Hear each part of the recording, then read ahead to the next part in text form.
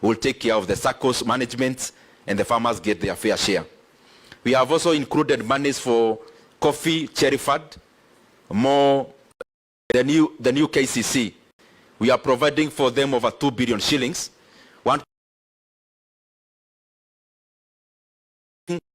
Raw milk prices. When it rains, milk prices go down and the farmers lose. So we are giving new KCC 1.5 billion Kenya shillings to act as defense for the milk prices when it comes to what the farmers get, so that farmers can get at the very least 50 shillings per litre, and therefore we are providing for 53, so that at around 3 shillings we'll take care of the SACCOs management and the farmers get their fair share. We have also included monies for coffee, cherry fund, more over 2 billion shillings. We have also provided monies 2 billion to start clearing coffee debts for the coffee farmers. At the same time, we have provided monies for sugar reforms for sugar farmers who have had arrears owed to public factories, and also in terms of technology enhancement within the sugar sector, so that we improve the sugar sector to be sucrose-based other than just weight. There are many things that we have considered, but I want to first stop there, even knowing that Your Excellency, there are expectations on this committee. We had the Maraga Commission, which went around our security organs, and they have there provided that our security officers deserve an immediate enhancement of their take-home and salaries. We are looking for ways, if it comes, we will be glad that also we honor the task force by seeing what we can do, so that we also incorporate their views in the budget making process. There are many things which I'm sure you'll be enumerating, and in that respect, I now want to throw the ball to the side of His Excellency Musalia Mudavadi, who is the Prime Cabinet Secretary. Karibu sana. Thank you, Chairman. Thank you for your comments, and also indicating that you have already led on austerity measures. I want to say that we concur with you, at least I do, that this is really unprecedented, because it's the first time in the history of Kenya that a supplementary estimate is coming into place barely a month after the new financial year comes into force. So we are truly living in completely uncharted waters, and therefore this calls for very tough measures. We'll give an outline from the Treasury perspective, and we've shared a document with everybody. There are some areas where there's concurrence, I'm sure, with what the committee has established, and there could be areas where there could be some variance. And I believe that the purpose of this meeting is to be able to enable us to close ranks before you make the final presentation to Parliament. I will take the members through this document so that we follow as I make comments, and then where necessary, definitely I have my technical team led by the PS. They'll be able to delve deeper into some specific areas that maybe require a more detailed clarification. But on a lighter note, Mr. Chairman, before I start making my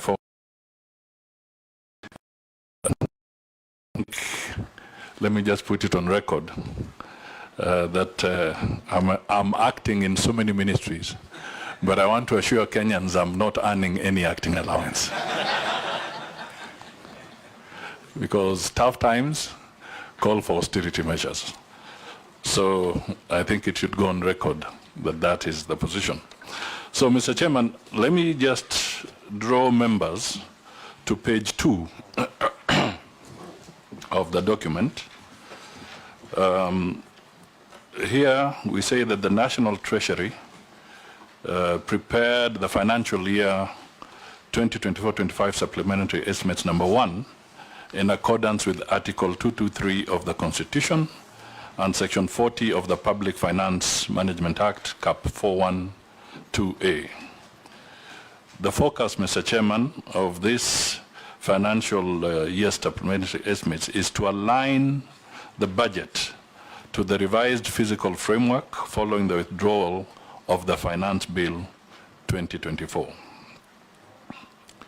Mr. Chairman, I'm sure members are aware that the National Assembly considered and approved the financial year 2024-25 expenditures, which were contained in the National Assembly Appropriations Bill number 34 of 2024, and His Excellency the President assented to it.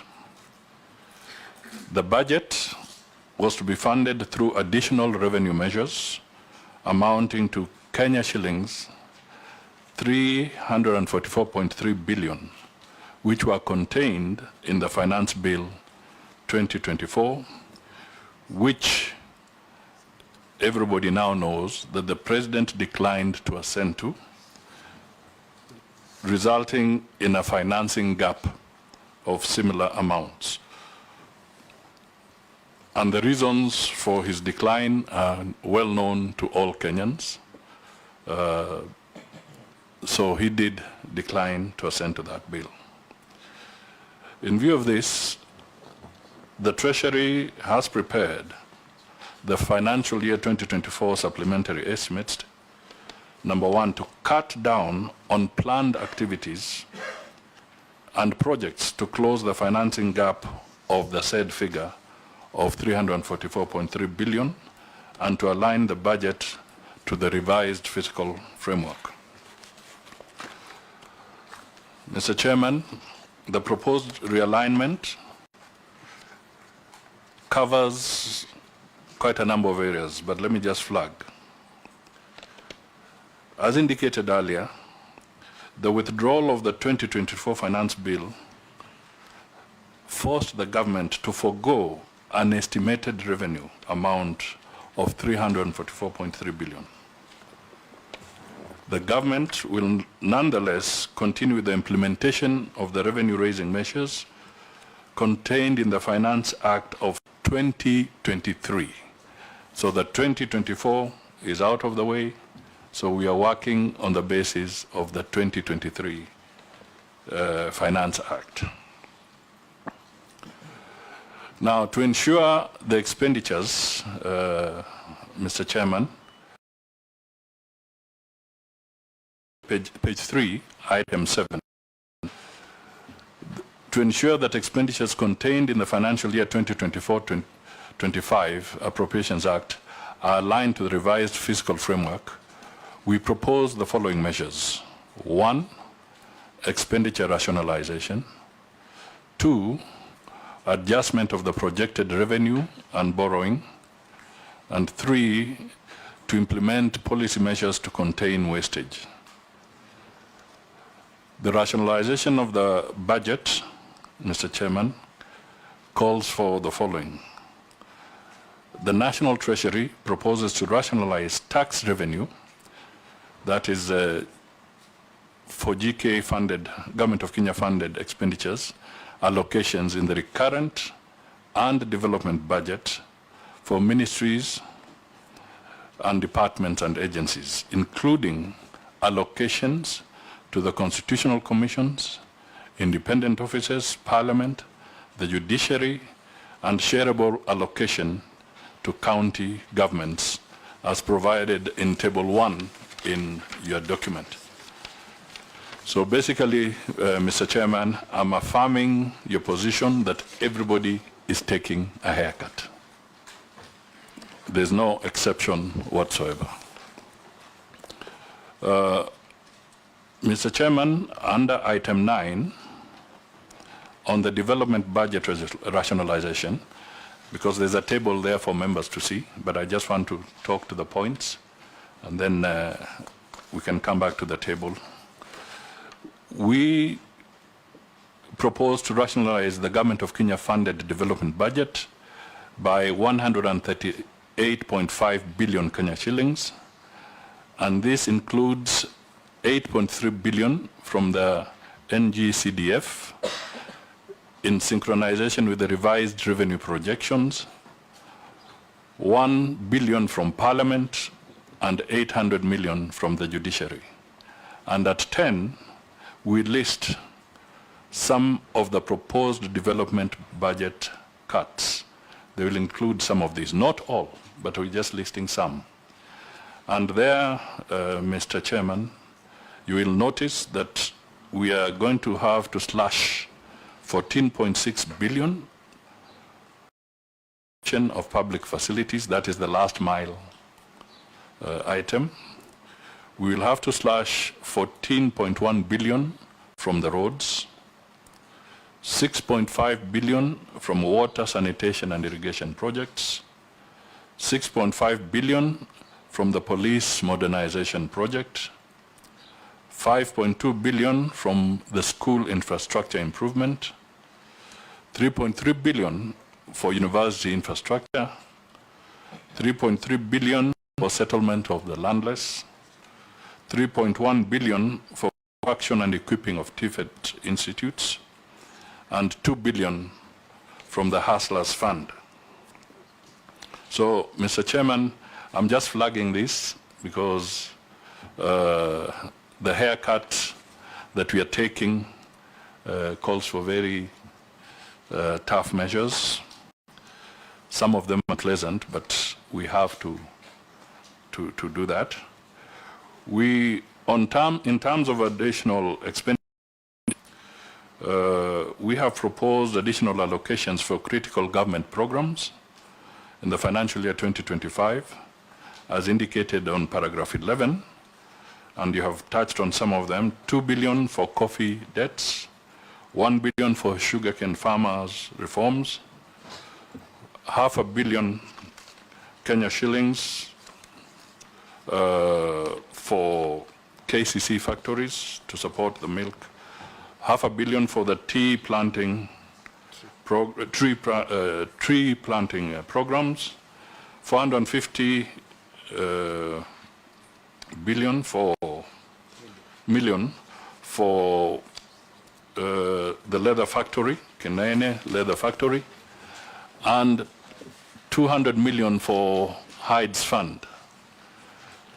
Mr. Chairman, on paragraph 12, we also indicate that we close the year, financial year 2023-2024, with some carryovers amounting to 218.5 billion. And out of this amount, we propose to factor 68.1 billion in the financial year 2024-25. That means we are bringing it back into that. And this will cover 23.8 billion for pensions and gratuities, 30.8 billion for transfer to counties, and 13.5 billion for the NGCDF.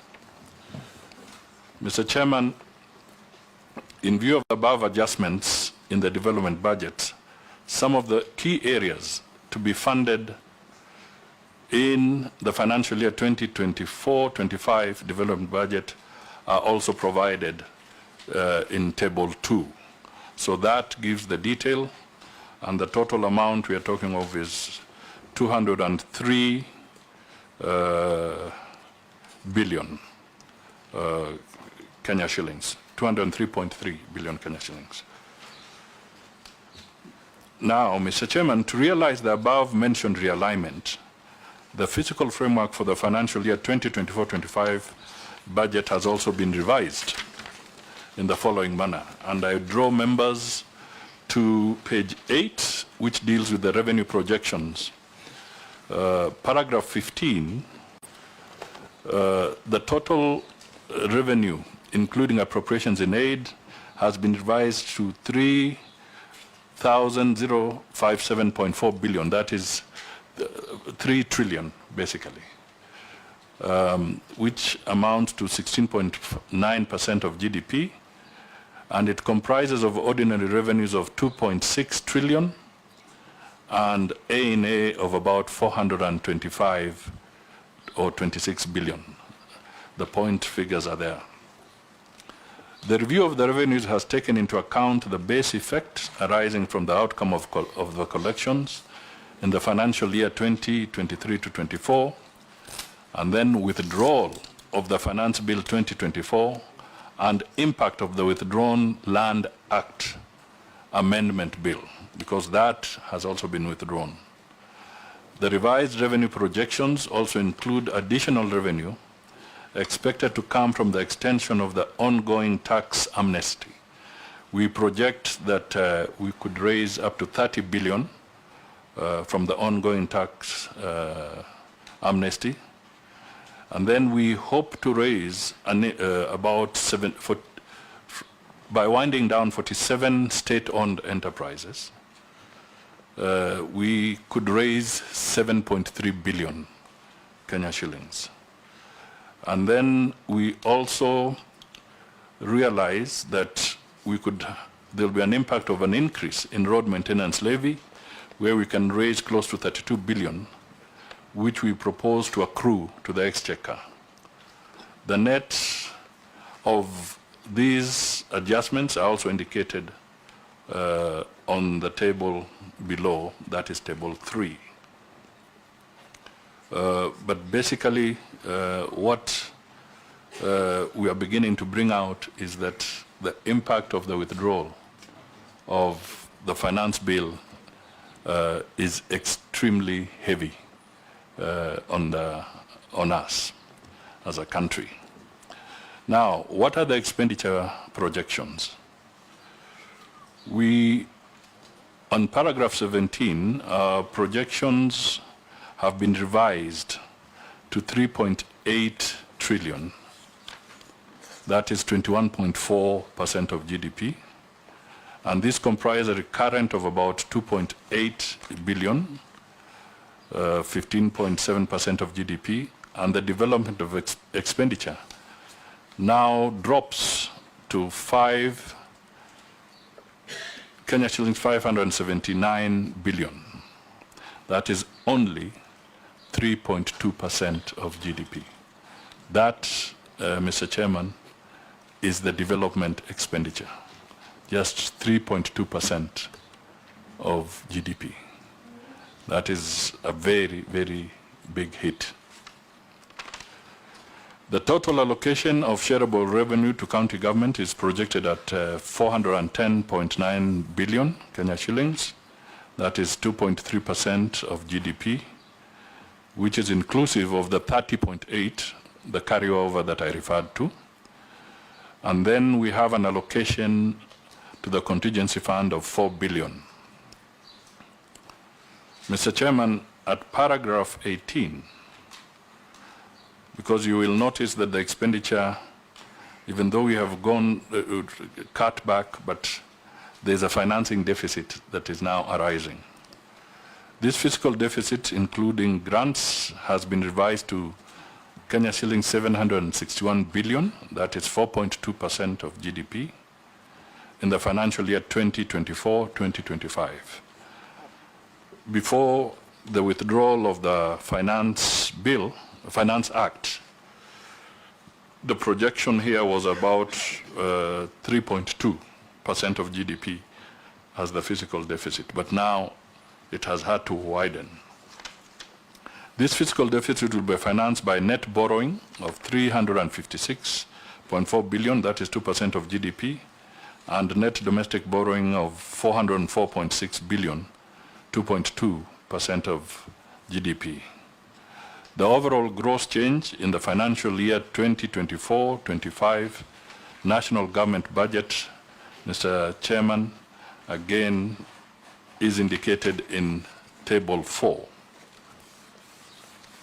The overall gross change in the financial year 2024-25 budget is a reduction of 121.8 billion, which reflects 1.9%, which is within the provisions of Article 223 of the Constitution. Mr. Chairman, your committee, through you, raised some very specific questions to be responded to.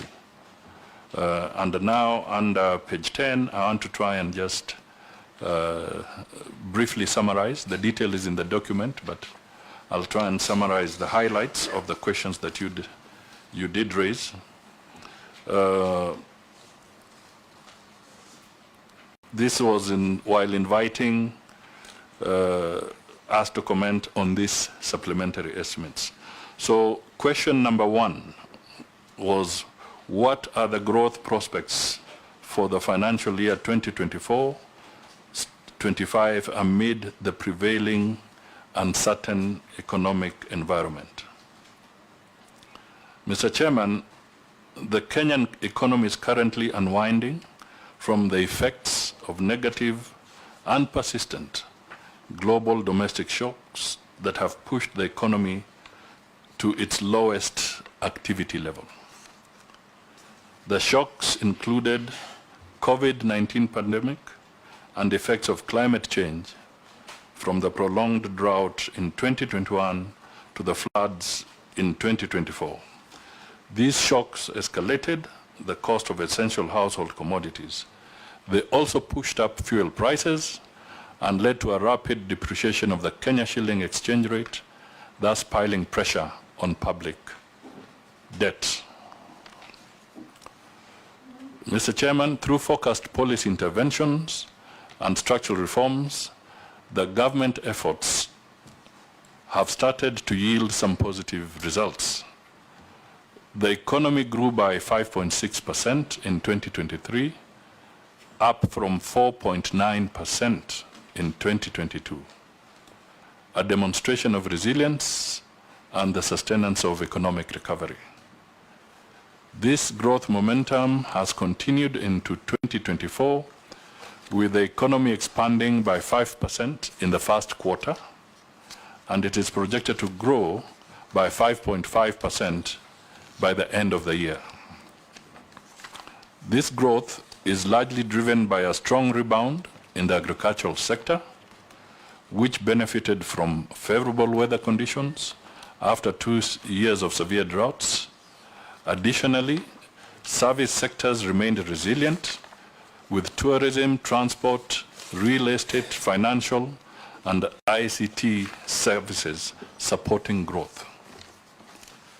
Private domestic demand is expected to remain resilient, even as the public sector consolidates further, while providing support for government initiatives aimed to benefit people at the bottom of the income pyramid.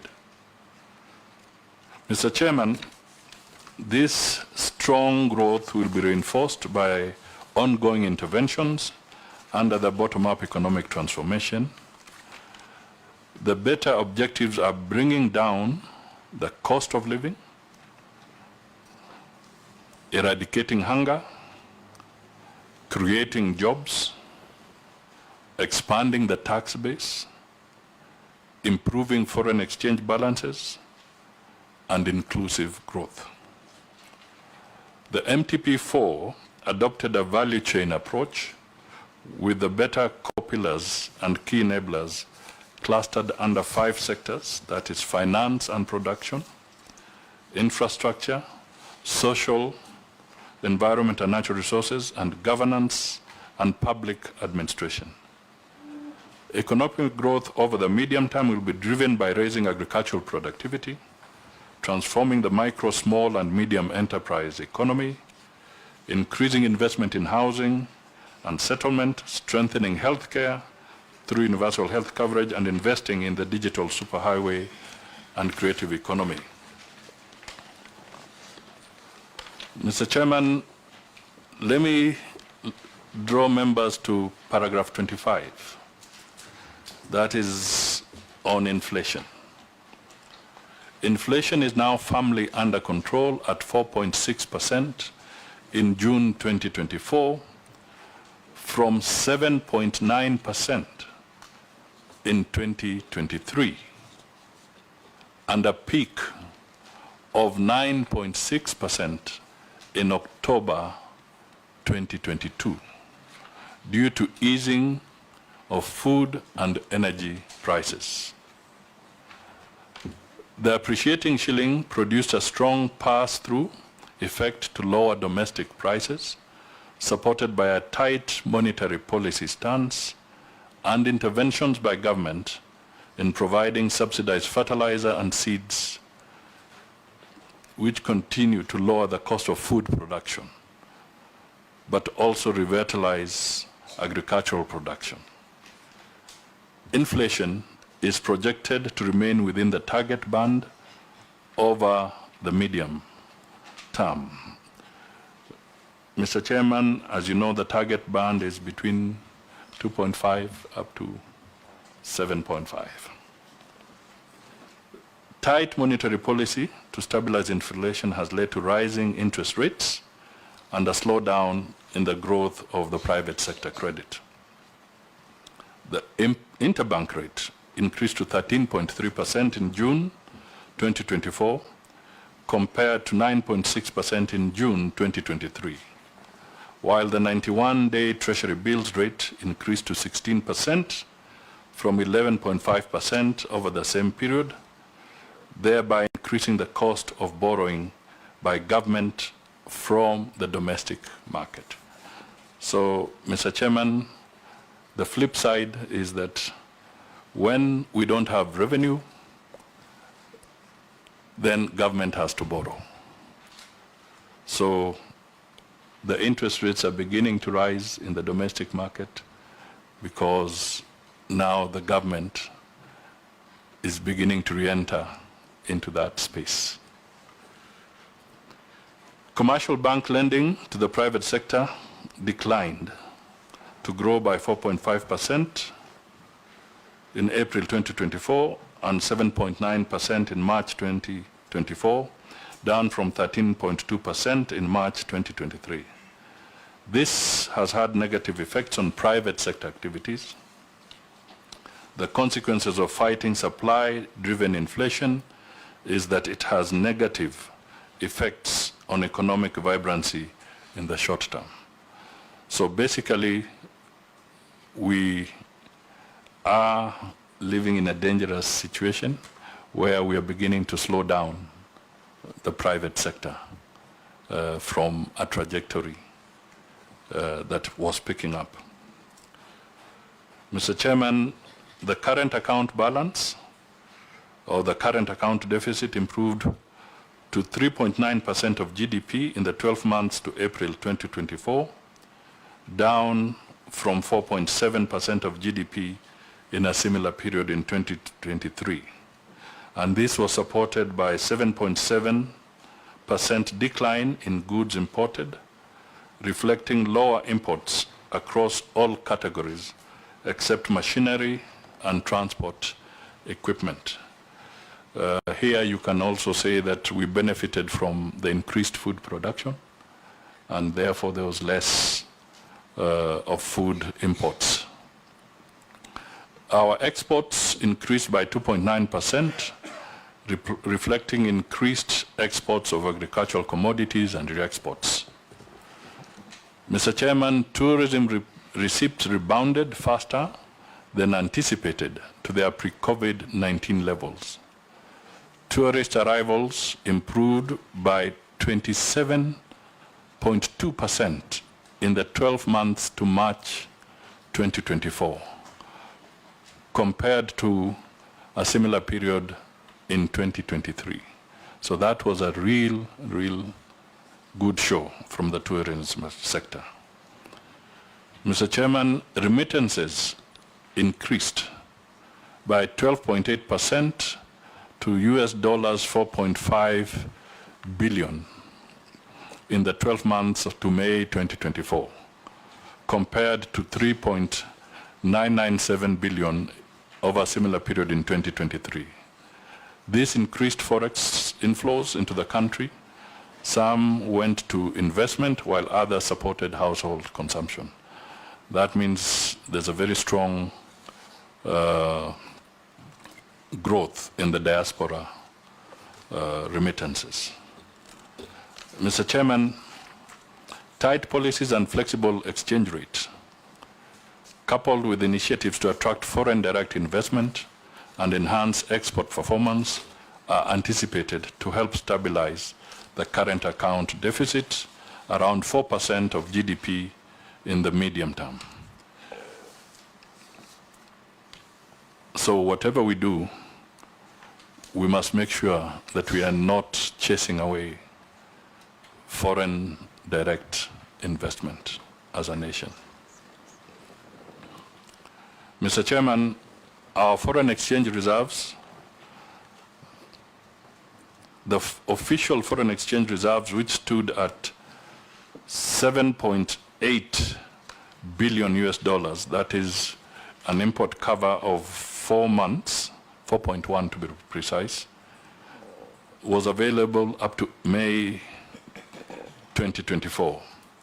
And this continues to provide adequate cover and a buffer against any short-term shocks in the foreign exchange market.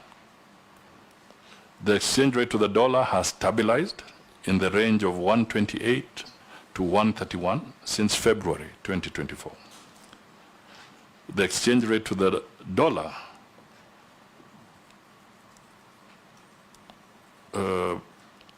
stood at 129.5 by end June 2024, from an all-time high of 160.8 by end of January 2024.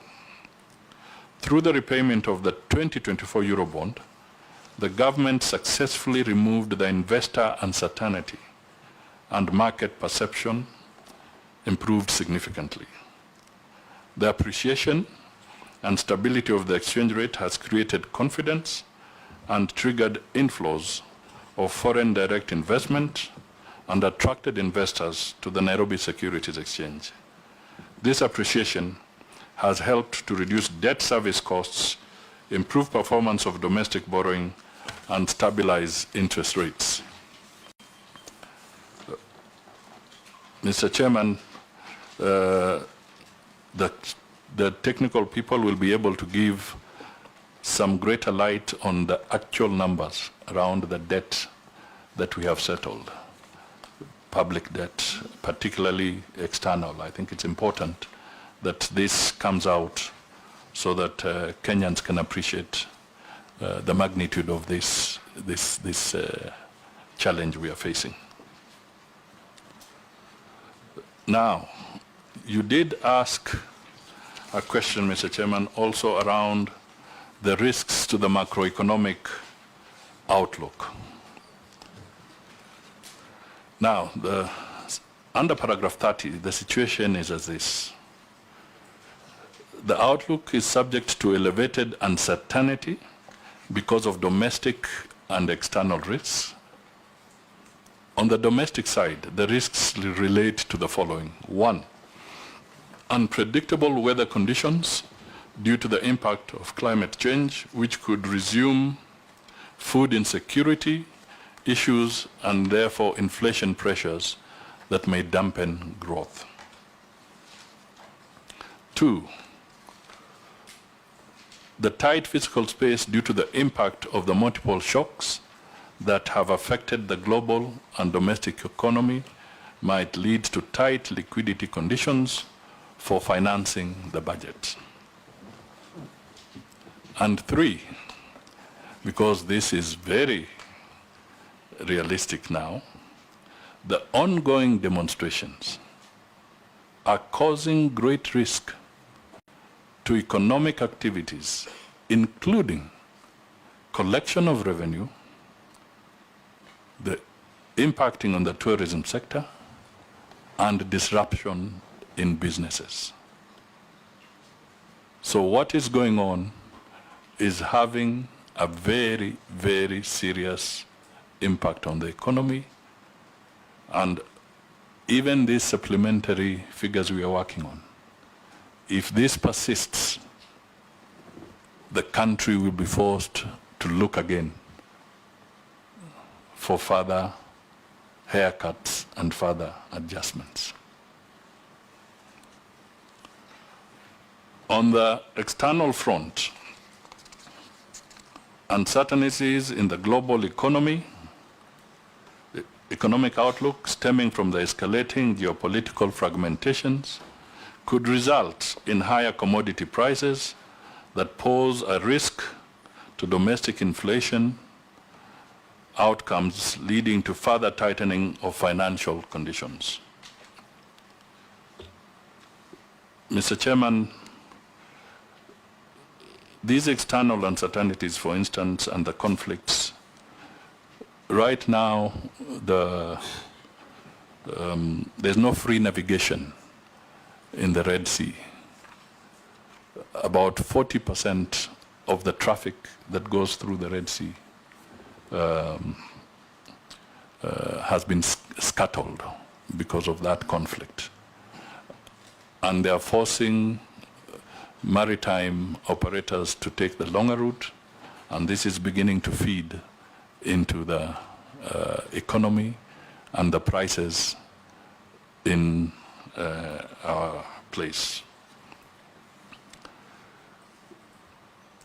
There's also the continued strengthening of the US dollar against the global currencies arising from aggressive monetary policy tightening presents significant risks to financial flows and puts pressures on the exchange rate with implications on growth and inflation. So basically also how the other economies are responding is going to have an impact on our economy. Question 2, you wanted to know the implication of the proposed reductions in development expenditure on the better priorities and ultimately growth. Mr. Chairman, the National Assembly approved 270.9 billion Kenya shillings on account of better priorities while approving the financial year 2024-25 budget estimates. Out of this amount, 250 billion has been ring-fenced. The National Treasury will endeavor to prioritize better funded projects in the financial year 2024 budget and medium term. Question 3, you wanted a detailed fiscal framework for the financial year 2024 and 2025 and the medium term. Mr. Chairman, the financial year 2024-25 fiscal framework has been revised to reflect the changes in the financial year 2024-25 expenditure estimates, and we have provided in the folder before you a detailed fiscal framework which has an attachment of Annex 1A and 1B to respond to that issue. So I'll draw members to the annexes in the document. Question 4, you wanted to know the basis and criteria informing the sectors or areas where the budget has been rationalized. Mr. Chairman, the National Assembly approved the Finance Bill 2024 on 25th June 2024. However, His Excellency the President of the Republic of Kenya declined to assent to the Finance Bill 2024. The Finance Bill was meant to create additional resources amounting to 344.3 billion.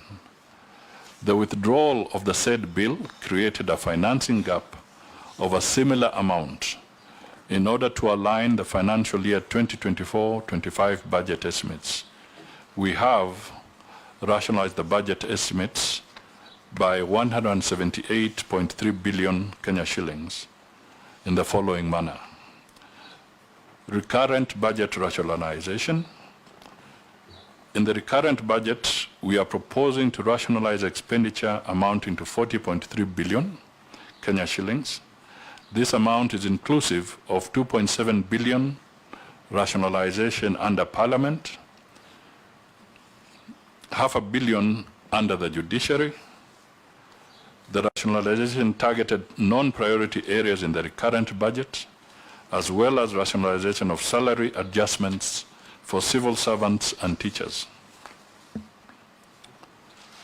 B, rationalization of personnel emoluments. Mr. Chairman, we propose to rationalize allocations for Phase 2 salary adjustments for teachers and civil servants amounting to 15 billion Kenya shillings.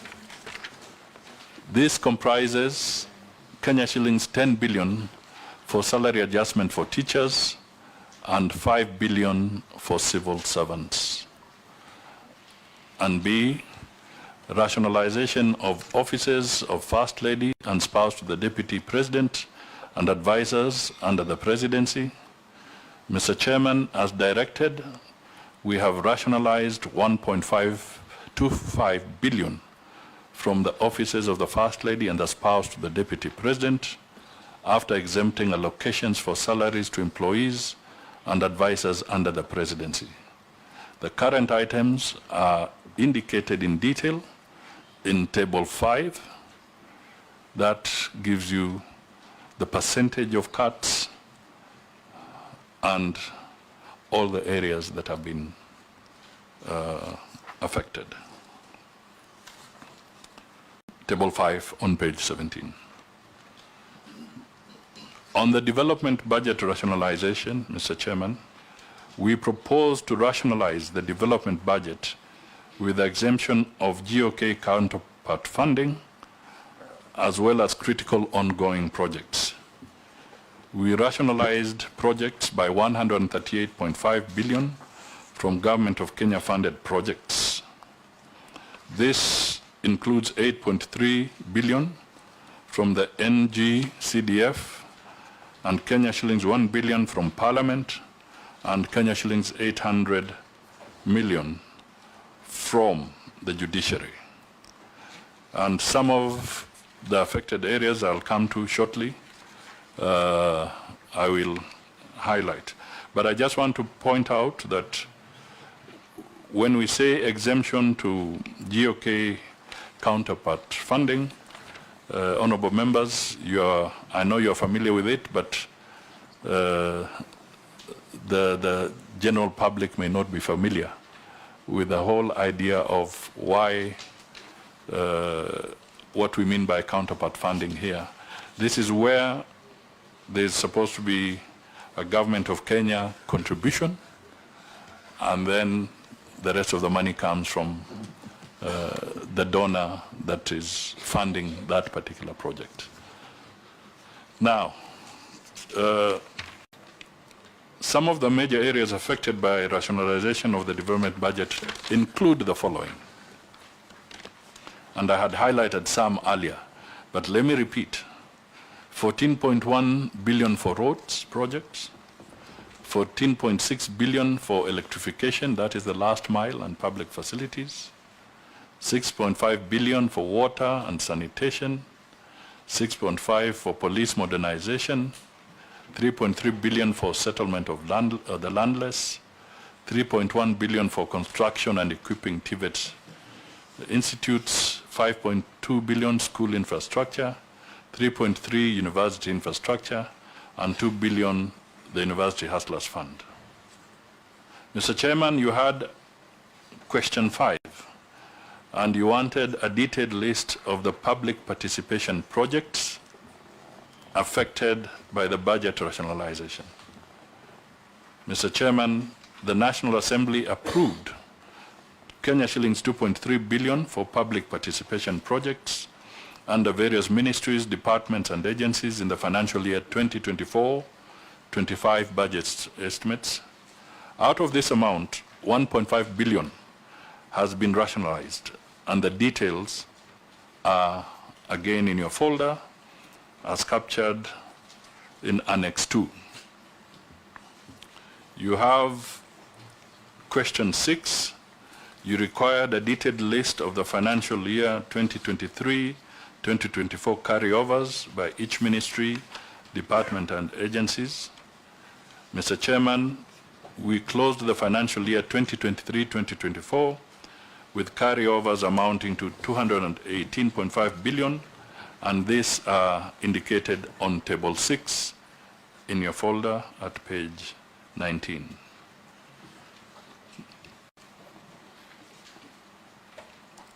Now, Mr. Chairman, I think there are some indications of the highlights with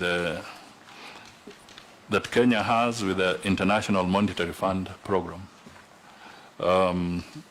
I'll try and go through them very briefly, and then if there are details, again the team is here to respond.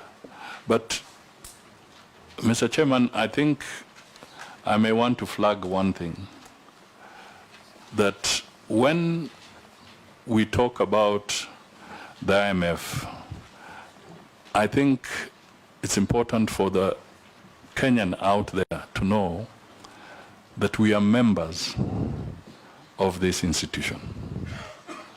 We are also members of the World Bank. Because we tend to talk to them or talk of them as if they are aliens. But it is important for the Kenyan people to know that in simple language, we are subscribers or shareholders within these institutions. I think that's the simple language I would want to communicate to the Kenyan public, because we tend to talk of it as if we are not part of them and so forth, but it's important that this comes through. Now, the highlights are as follows. Mr. Chairman, we have just concluded the 7th review of our program with the IMF. Based on our preliminary assessment, we met the end June 2024 quantitative performance criteria, targets on net international reserves, basically including no new domestic guarantees and present value of contracting or guaranteeing of new external debt, and the continuous of ensuring that there are no new external payment arrears.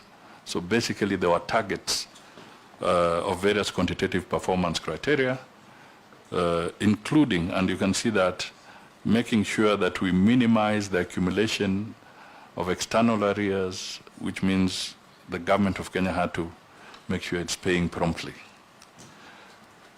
We, however, did not meet the end June 2024 criteria on the primary budget balance and tax revenue, for which we have sought waiver based on commitment to pursue fiscal consolidation.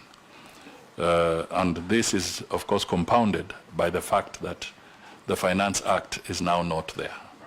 So clearly, the issues around the projected tax revenues and so forth can no longer stand as they were.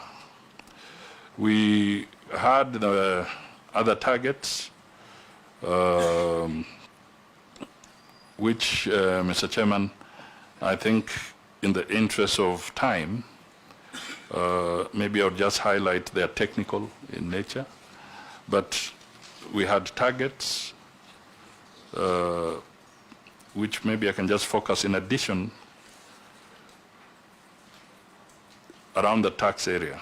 The main physical quantitative performance criteria targets for the financial year 2024-25 are 1 billion primary surplus of 240.2 billion ordinary revenue and 2.6 billion on tax revenue. In addition, we have the following indicative targets. We need to collect 2.3 billion, and we have to stop accumulation of pending bills. But this now will not be a reality as we go forward. We also have to minimize accumulation of exchequer requests, and we have to focus on spending priorities that have a proper impact socially. So, Mr. Chairman, the issues around the IMF, maybe look at paragraph 44, because the others are largely technical, and I'm trying to to leave that to the committee to look at.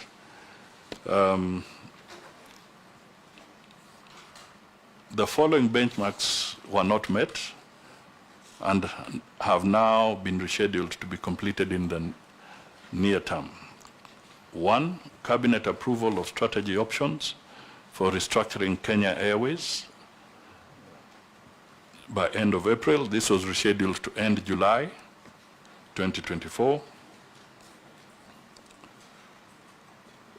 We also have to get cabinet approval and publication of an updated inventory and a new classification of state corporations that will apply across the government in line with the National Treasury strategy for improving financial oversight at state corporations document. You know, Mr. Chairman, as we deal with the state corporations, we make progress on one side and we have challenges on the other. For instance, the government publishes some guidelines on how to handle state corporations. Somebody runs to court and stops that, and yet those are very critical benchmarks also in helping the country come out of the challenges that we are facing.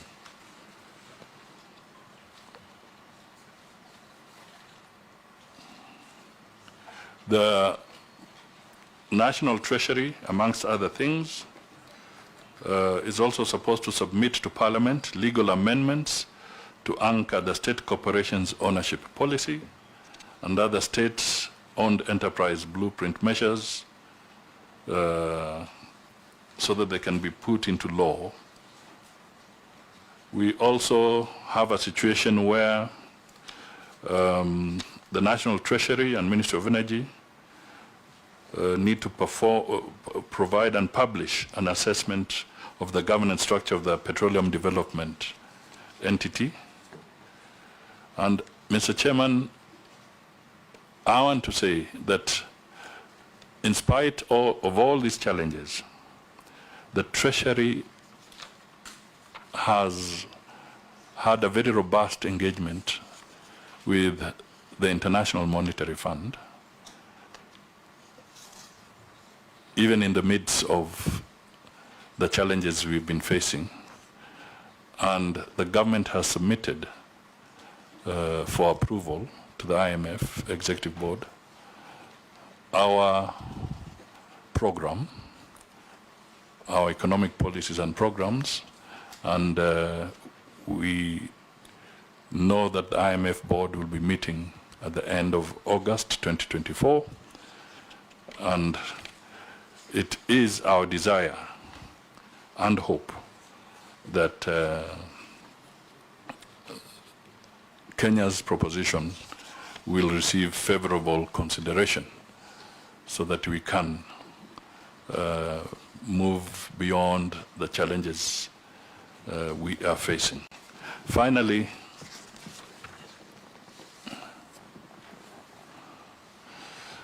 Mr. Chairman, let me thank you once again for this opportunity to engage with you on the financial year 2024-25 supplementary estimates number 1.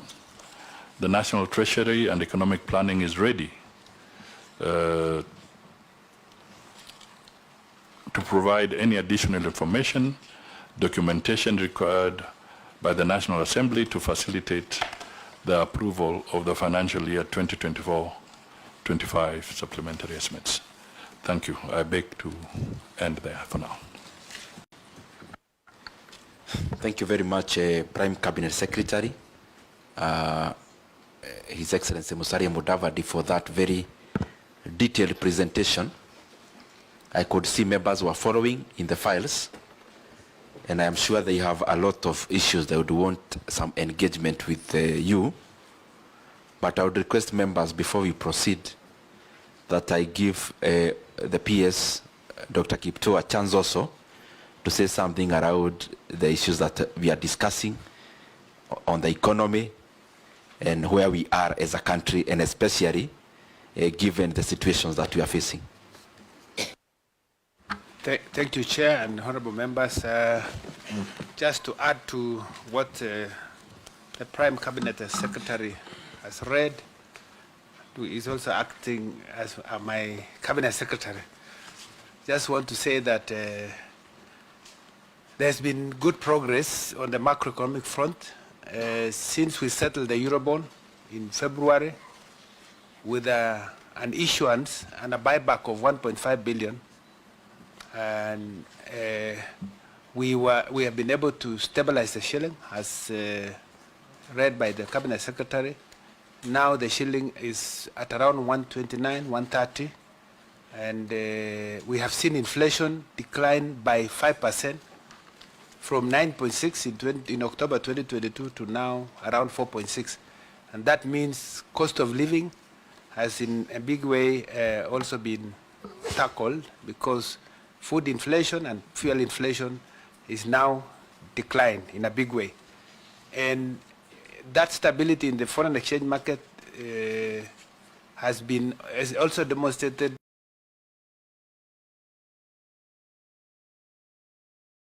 in Kenya.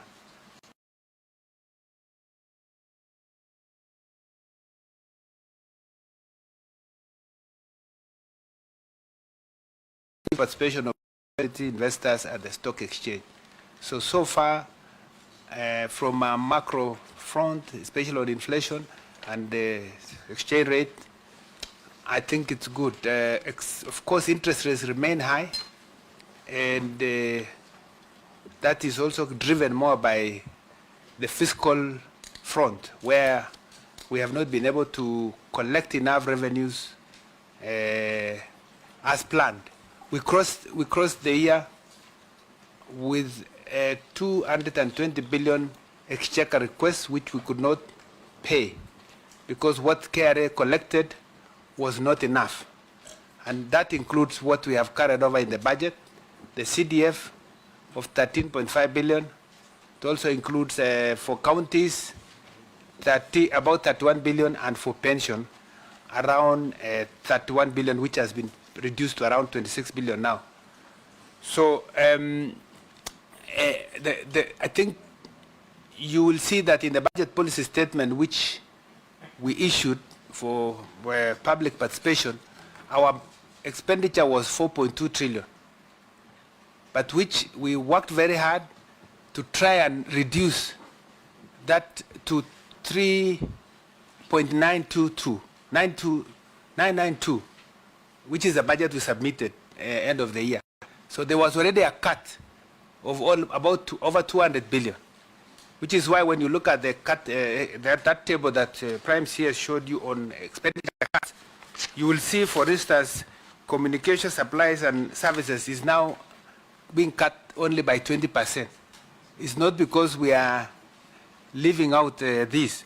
It's because the earlier cuts had affected more on domestic travel, foreign travel, and other recurrent expenditure which we found necessary.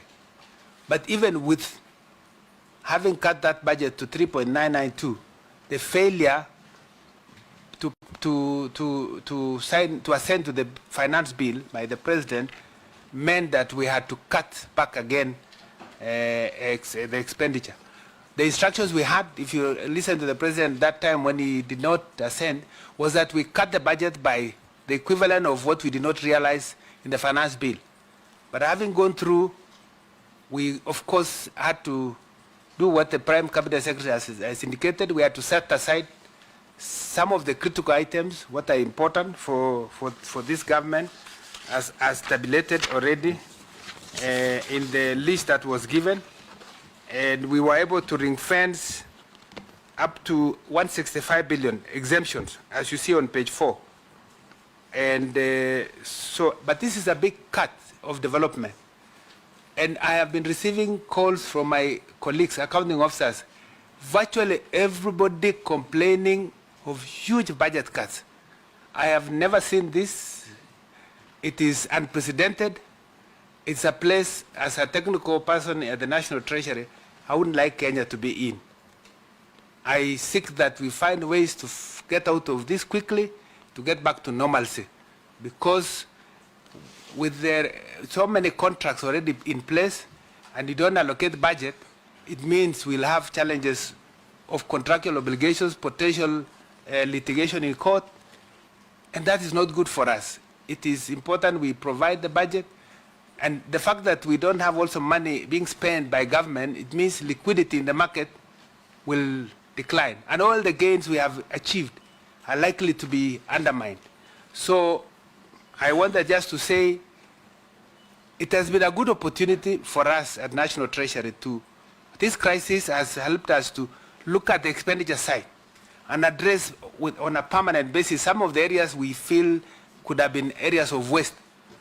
But I think the pendulum has swung too much, to the extent that I think we have cut to almost everyone and is unable to perform. So the solution could have been more expenditure cuts. But if you look at what you have there, if you do some maths, we have a budget of 3.83 trillion.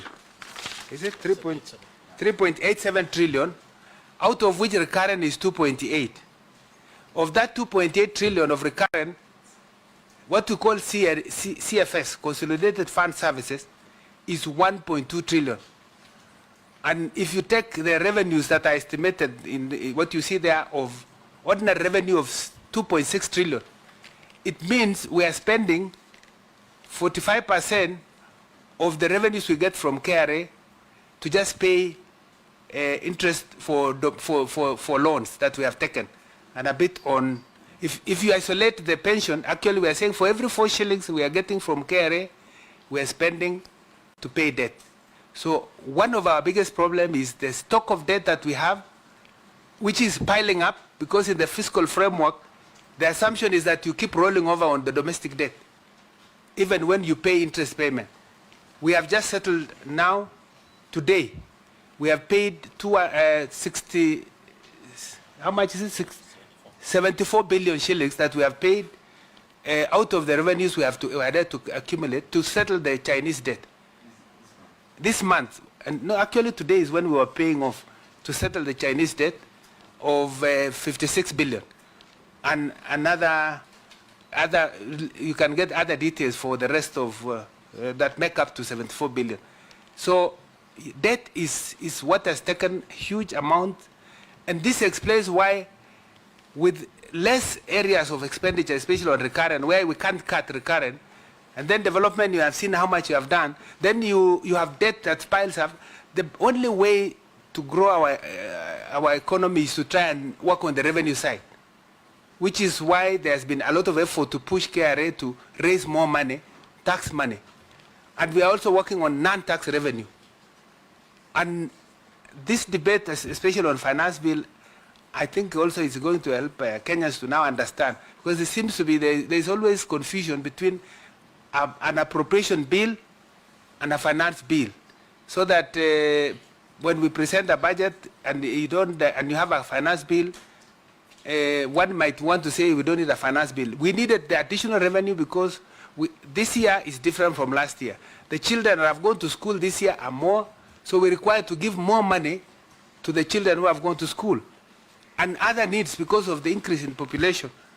So I think what I would only plead is we need to find ways to get back quickly so that we collect the revenues that we require so that our country can move in a normal way and we do well like the other countries, because I think we are a work in progress as a country, and we are a great country, potential, with a lot of resilience. Even with the challenges we have, we still are growing. Our growth is now 5.6, and despite all the challenges, if we only brought in the normalcy, I think we will do well. So on the side, under the CS and others, we are pushing KRA on tax administration. You have seen we have also extended the tax amnesty, which will give us a revenue of about 30 billion. We have RMLF, which now we are saying it should come to Exchequer, because this is important to support the revenues for us. And then we have done a lot of SOE reforms, which we expect to raise to reduce the expenditure by about 7.3 billion. And all these are important reforms that require the support of Kenyans. So maybe I'll stop here for now, and it is my wish and the wish of us in Treasury colleagues that we have Kenyan support the process of budget making and the collection of revenues as required. We have also learned our lessons, and we will do more engagement. We will improve our communication. I think we have agreed we'll do regular updates every maybe 1 month or 2 months, where we inform the nation on where we are on many areas of economic activity, and probably also do more. I think we are telling KRA to do more education and awareness so that people see what the value for paying taxes. And I think Kenyans are right when they ask how their money is being used. That's a legitimate question. And we encourage Parliament and everybody to ask us of how we have used the money. But let us get the revenues required for us to run the budget for the nation. Thank you very much. Members, I know there is a lot of interest. What we'll do is we'll take the first round of 5 members. Then the National Treasury answers. Then we continue like that.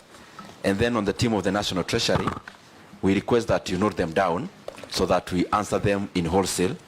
1, let me start from here. Over the last 3 days, we have noted also something that should be corrected. And by the way, the Prime Cabinet Secretary, most of the issues you'll hear from these members, they are generally to enrich.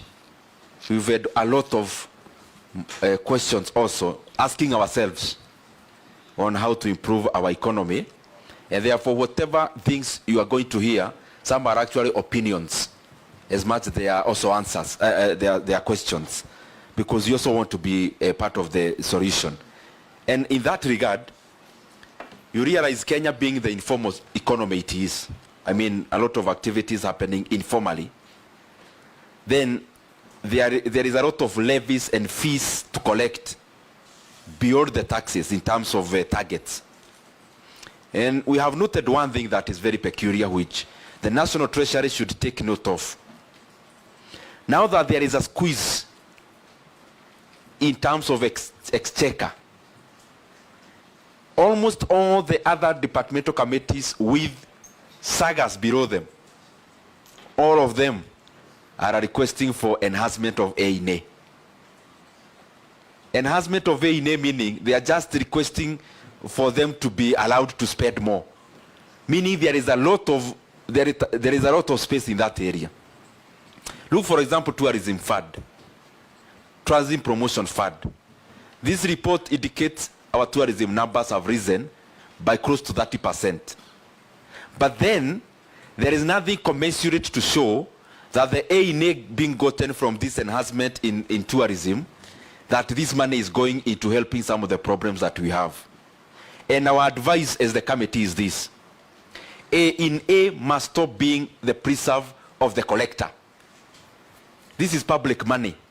Whether you call it sports fund, whether you call it tourism promotion fund, whether you call it tourism fund, these are Kenyans' money. Because then we have seen some kind of empire building, where because you have collected A&A, you want to look for expenditure to utilize that A&A. Treasury must initiate at this process, taking care of the current situation you are in. You must initiate changes in law. I know it's our work, but also you know what to do as a National Treasury. We open up the fund of tourism. We open up a sports fund. We open up all the other funds, including the one for CA, that this money cannot continue to be constrained to be used for specific purposes. SOEs is the same. The only detail we have as a committee is transfer to this agency. But the truth of the matter is that PSN, you know, civil servants in Kenya are not the problem when it comes to recurrent expenditure. The problem is neither the people seated in this hall. They could be, but they are a little problem. The bigger problem is SOEs, state-owned enterprises and parastatus. We must find a way of getting the fresh out. Just the same way everyone has gotten a haircut, it cannot continue being that the budget making process, so to say, of Kenya Pipeline, of Kenya Post Authority, of all the other cash-rich agencies, that the board, that it stops with the board. It cannot continue to be like that. And I want you to check something called IRA, Insurance Regulatory Authority. And if it's possible, because it lies under the National Treasury, tell us how much is the money an employee per, how much money is allocated per employee in that agency, for example. How much surplus do they remit to the National Treasury? So that we continue now providing a solution to the lack of money by first of all taking the money that is low-lying fruit. Second thing is I want you to tell this committee also, PS, whether we are within the constitutional threshold when it comes to development expenditure and the entire budget. What it is provided in the law, whether we are within. The other thing is public participation projects. As the National Treasury, you are aware, that is usually non-negotiable. Because Kenyans have already proposed these projects, they are waiting for them, and therefore the haircut of 1.5 billion cannot be permitted. And therefore, before you leave, please identify for us whether we are cutting from the National Treasury or whichever other place, because this money has to be availed today. And lastly,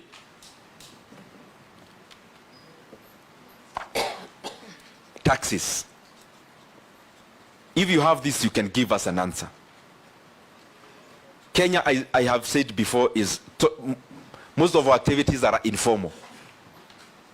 How many Kenyans pay taxes?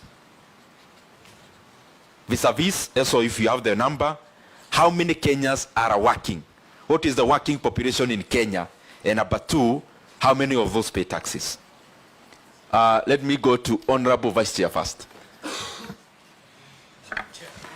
Thank you, Chair. Let me just appreciate His Excellency, Prime Cabinet Secretary and your team for a very good job. I have a few concerns. Let me go straight to the first one. And I think before I say that, I must say this is a very healthy conversation, Chair. And this revision of the budget and the submissions from National Treasury goes forward to allay the fears that the finance bill was still alive, the finance bill of 2024-25. So this is a confirmation that that finance bill is dead. That is why we are here revising the budget. My first one is on the impact of winding up the 47 SOEs. It's a good thing. We've saved 7.3, and I believe going forward we will save even more. But my concern is this. We've looked at some of these 47 SOEs in our various departmental committees. Some of them, their allocation have been reduced to 0. And now my concern is, whereas we're trying to save, cut down, we're looking for to create more jobs, we also need to protect the existing ones. So what has the National Treasury, what are the plans? Are you designating these employees? Are you sending them to other departments? I think it would be good to know, because there's 0 allocation. Case in point is Kenya Academies of Sports. My second concern is on pending bills. You say the policy direction is no further accumulation of pending bills. But now we are wondering, how will this be possible, given that some of the deductions are on development expenditure? Reductions affecting ongoing projects, some with certificates. And you've just alluded to the fact that there would even be more consequences in terms of the legal impacts arising from that. So meaning our pending bills actually will increase. So how shall we be looking at that? And my third one is on, you said our growth rate is expected to remain resilient at 5.5. Now, given the reductions on development, also looking at the impacts on the services sector occasioned by the demonstrations, the crowding effect leading to increase in interest rates, as a result of domestic borrowing that we're looking forward to, and many other factors.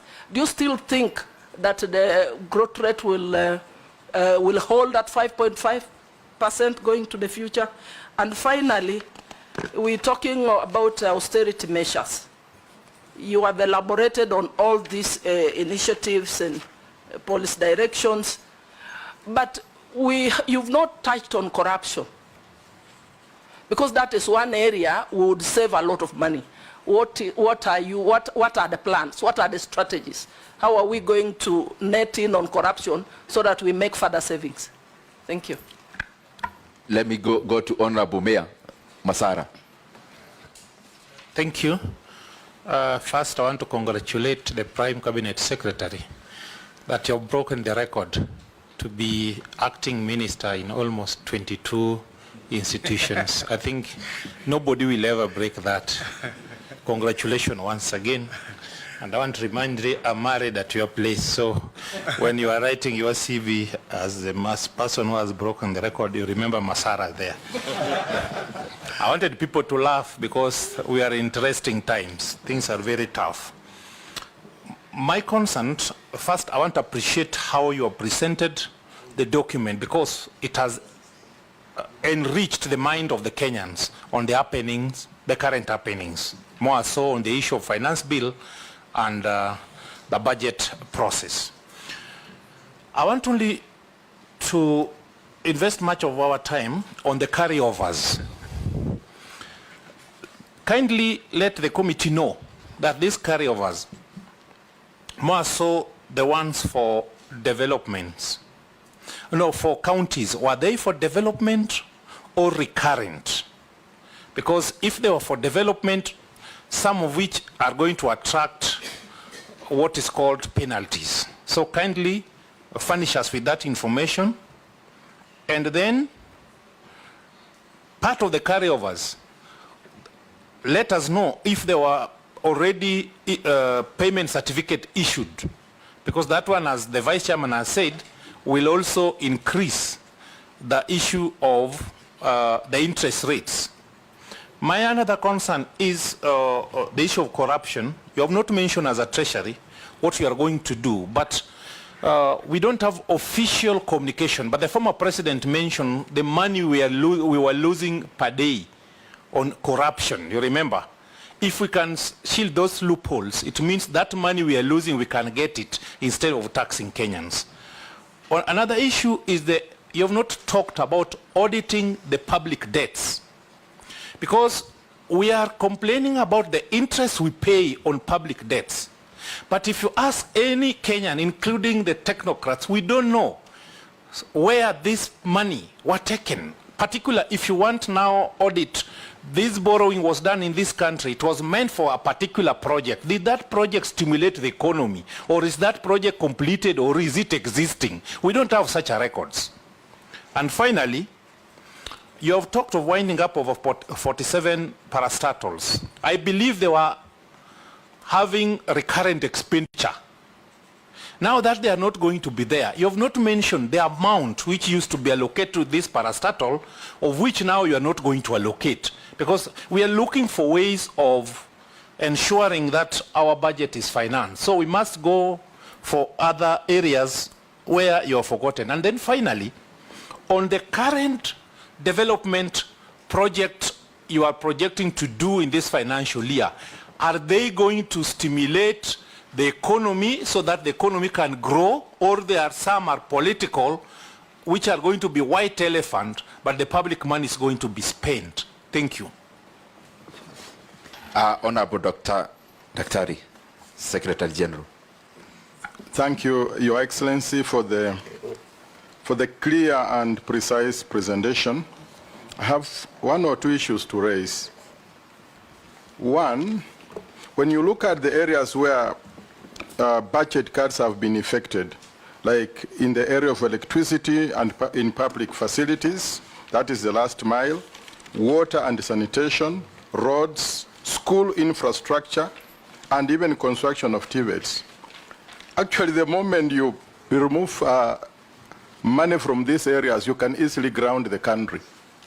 And so, in my proposal, Why can't we have budget cuts focusing on recurrent expenditure and operations more than in the area of development, so that we raise money for development by effecting budget cuts in the area of operation? For example, there are so many areas like the mergers of parastatals, as has been said, austerity measures in various ministries that are duplicating each other. We've been in this budget committee and we've seen, for example, the Commission on Nairobi River being implemented by 3 ministries, and each of them is bringing a budget here for implementing the same thing. I don't know whether you've been able to identify those duplication of roles so that we can remove money and rechannel this money in this area. And so we can be able to raise money if we are serious. The other thing is, apart from just the normal budget presentations, has the ministry done a 3-5-year projection on austerity measures and say, within the next 4-5 years, if we actually delve into austerity measures properly, we can raise this amount and channel it to development? Finally, what is the impact of the pending bills of 2023-2024 financial year to the 2024-2025 budget? What is the fate of this carryover? Thank you, Chairman. Then we go to Honorable Miri Mabona. Thank you, Chair. And I want to thank the Cabinet Secretary and the entire Treasury for a good presentation. And Chair, I just want to say that I support the budget cuts, and even though that I think we can reduce even further. I think I'm not saying just because of what is happening here. I have actually said it before in this committee, because we need to be very realistic in the way we do our budgeting. I saw a comment by one of the Gen Zs that was actually equating our national budget to our own family budgets. And if you have only 10,000 Kenya shillings and you need to do food, buy food and buy shoes, you can't do shoes and then leave food. But the way we have been budgeting is actually the opposite. We are buying shoes and leaving food. And when we do that, then there is pressure for us to increase revenue, and hence the finance, infamous finance bill. So for me, it's very important that we are more realistic, because we create an artificial need for revenue when we can actually budget as a country within our means. I know we have blamed the IMFs and all, and I'm sure they are doing wrong. But first, let us point fingers at ourselves before we point fingers even at the IMF, because there are things we can do at home that don't need to put those kind of pressure on us. Chair, the only thing, other thing I wanted to indicate is that I've seen that the Treasury has indicated areas where they need the cuts, but without premising them on certain principles. And that's why Daktari is actually going back to leave this, and that. If you want to be very fair, it's always good to move on principles. And for me, one, which I've again said several in this committee, is there equity? One, in the cuts. And secondly, not only just in the cuts, but in the spreading out of the little, since we are going on austerity measures. And the Chair, I don't want to be selfish, but this is a very skeletal document, which, and if with the documents that you have on cuts, yeah, they are about from page 1 to page 9, yeah. If you are looking at the estimates, the printed estimates, they are like this voluminous, they are that big. What is the possibility that 2 projects in my constituency, for instance, would be here? That shows lack of equity. I don't mind programs in my constituency being removed for us to deal with the issues of austerity now and to deal with the crisis in the country, but there must be equity, both in cuts and also in spreading out what is remaining. Secondly, we must look at or preserve the pro-people projects, the one that reaches people directly, especially Gen Zs, in terms of job creation, but also in terms of training.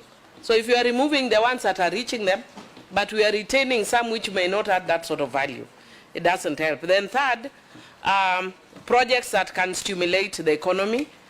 And Chair, for instance, there are some construction, there are ongoing constructions which you don't need. I know there are many we've removed, but there are some that I've actually seen that are there. Again, consolidating roles is another. Unfortunately, one of the areas I've seen is an area I'm very passionate about, so I will not say it, I will not mention it, but it's an area I'm very passionate about. But they have 3 different agencies doing one thing. It's a lot of wastage. And if you are serious, and that's what part of the conditionalities I think that IMF has given us, but we are going round and round like we are not able to. Again, Chair, the issue of public participation. Because we went to the public, they told us where the issue is pinching. Let's not remove that. And finally, Chair, on a light note, you have told us that the demonstrations are keeping tourists away. But I actually think it's the opposite. If you can actually do away with the police beating demonstrators and the goons that are somehow infused, why? Because Ugandans will come here, Nigerians will come to see our Gen Zs are actually demonstrating with style, you know. They are good, they dance, they do no peaceful, no distraction, so we can actually use it to bring more tourists. So just be nice to the Gen Zs. Thank you, Chair. Honorable Chris Aseka, member for Quisero. Thank you, Chair. Thank you, PCS, and I want to declare some interest. PCS is my political father. We only parted ways when he declared an earthquake. So, umeharibika afterwards? No, when he declared an earthquake, I thought maybe it would bring down the whole world. I didn't know that it was a political earthquake. But it's good to know that he's brought me up in politics. I have to. I may not be an authority in economics, but I think the technical people from Treasury are. When you reduce a budget by a whopping 138 billion from development expenditures, what it means that you are reducing economic activities in the economy. The net effect is that the collections will be down and the economy will not grow. The PS has alluded to the same, but I don't know if the PS interacted with this document before it was brought to the National Assembly. 2, when you reduce domestic travels, it means you are affecting service industry in the entire country. The net effect is that the economy will not grow. I agree with my Vice Chair. How do you expect to grow this economy by 5.5%? 2, you have indicated that you are trying to encourage direct foreign investment in this country. We've had reports that many investors are fleeing out of Kenya to our neighboring countries. What could be the reasons? And from where you see Treasury, is there a strategy you've put in place to really attract this direct foreign investment? Thank you, Chair. Honorable David Ochieng. Chair, thank you so much, Chair, and thank you so much, PCS and the PS Treasury. A couple of questions. The first one is, Chair, the finance bill that everyone keeps talking about, where did it come from? Treasury or State House? What is your role in it? Because everyone's starting to wash their hands off it. It now became Parliament's baby. And there are things there that were brought in the last Finance Act as remedies to situations that we had at that time. For example, we reduced taxation on cooking oil. We were proposing to increase it in this budget. We reduced, in the finance bill, we reduced the price of bread. We were all of a sudden increasing it. The motor vehicle tax, and all these things. Where did these proposals come from? Because it's say. Because it is the elephant in the room. The last financial year, 2023-24, the finance bill was quite top-heavy. And we were told that if you just pass this finance bill, if you just allow this housing levy and all these things, they will have revenues. But the reports we are now getting is that the returns from the 2023-2024 Finance Act are not what we projected. What went wrong? Why are we not able to harness the gains we made in the Finance Act 23-24? Number two, the KRA reforms. Because, Chair, as you would know, and we've been told, this is not conjecture, there are KRA staff who are running mini KRAs. We've been told through the media so many times the fact that the KRA could actually collect more than what they're collecting now by half, meaning they could collect 1.5 of what they're collecting now. Why must we mix KRA reforms with the finance bill? Why can't we just pick out the reforms we need to work on KRA? If it is corruption, if it is systems, if it is the people, because we are losing money in that regard. I personally believe, and I still believe to date, we did not need a finance bill this financial year. If we had done the reforms we required, the finance bill of this year would have been reducing the burden on Kenyans. Because you told us very clearly last year that this is the silver bullet. Chair, our fiscal policy, environment, and framework.